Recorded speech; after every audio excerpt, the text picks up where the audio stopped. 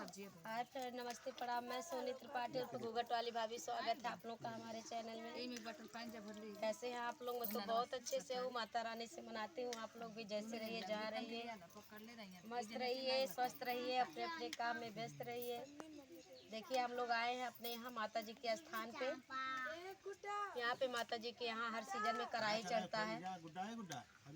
हम लोग कढ़ाई चढ़ाने आए हैं। देखिए, मेरी मम्मी है।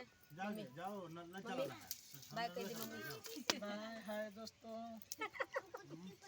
यहाँ मधु से मिलिए। मधु क्या कर रही है? मधु मिलो। मम्मी कहती हाय दोस्तों। दीदी बंद खोल के भाग मधु अभी देखिए सब्जी काट रही है। अब पहले हम लोग अपना हलवा बना रहे हैं।